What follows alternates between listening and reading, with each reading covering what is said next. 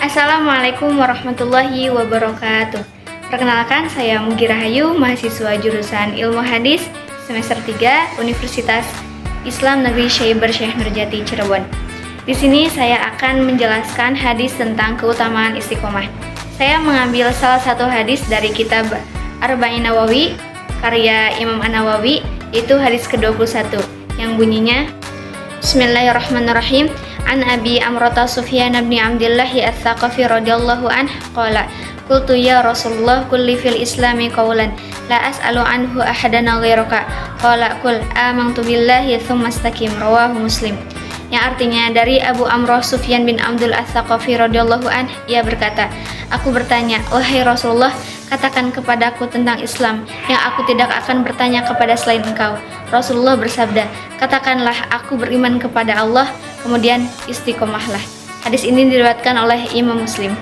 Imam Muslim meriwayatkan hadis ini dari Abu Amrah radhiyallahu anhu. Sahabat yang nama aslinya adalah Sufyan bin Abdullah ini berasal dari kabilah Saqif, suku terkenal di Thaif, sehingga di belakangnya tersemat nama Ats-Tsaqafi.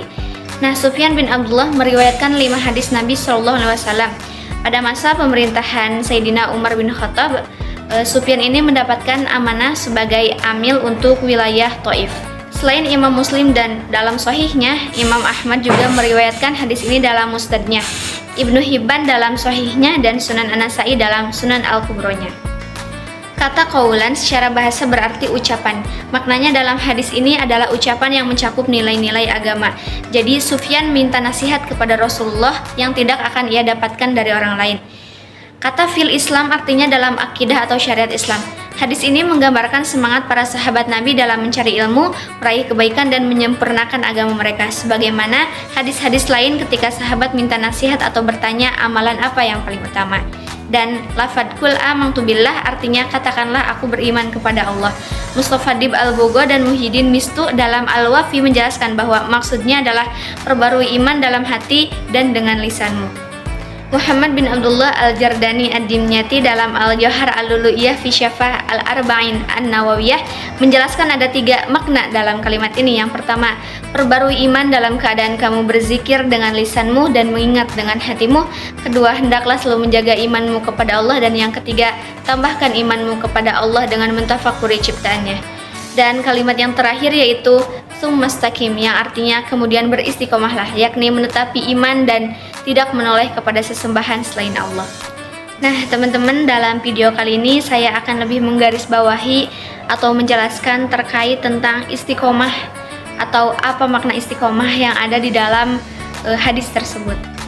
Rasulullah SAW dalam hadis tadi berkata, qul amantu billahi tsumma istaqim, yang artinya katakanlah aku beriman kepada Allah kemudian istiqomahlah.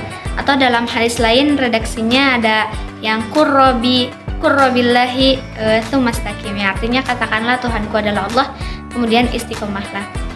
Istiqomah artinya adalah menetapi iman, berpegang teguh kepadanya. Abu Bakar radhiyallahu anhu mengatakan bahwa istiqomah adalah tetap teguh bahwa Allah adalah Rabb dan tidak menyekutukannya. Ibnu Rajab juga menjelaskan arti istiqomah adalah menempuh jalan yang lurus, agama yang benar tanpa berpaling ke kanan atau ke kiri, mencakup semua ketaatan baik yang zahir maupun yang batin, juga mencakup semua larangan. Istiqomah itu memang berat teman-teman, tetapi Allah Subhanahu wa taala dalam firman-Nya Quran surat Fussilat ayat 30-32 berkata bahwasanya banyak sekali keutamaan yang bisa kita dapatkan ketika kita beristiqomah. Di antaranya yang pertama, kita dijauhkan oleh Allah dari rasa takut atas apa yang telah terjadi pada masa lalu. Yang kedua, kita dijauhkan dari rasa sedih yang berlarut-larut. Yang ketiga, kita dijauhkan dari rasa khawatir atau was-was dalam menghadapi masalah atau ujian. Dan yang keempat, mendapatkan kesuksesan di dunia hingga akhirat. Dan yang terakhir, dapat mengatasi musibah yang dialaminya dan tidak berburuk sangka kepada Allah sekalipun. Berbicara tentang istiqomah, bukan hanya istiqomah kepada iman saja teman-teman, tapi banyak sekali aspek-aspek yang membutuhkan istiqomah atau konsisten di dalamnya.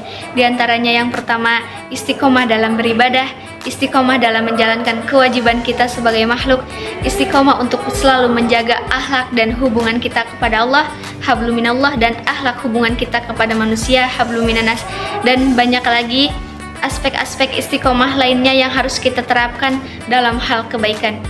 Terakhir, saya pernah mendengar ucapan bahwa al-istiqomatu khairu min alfi karomah, bahwasanya istiqomah itu lebih baik daripada 1000 karomah.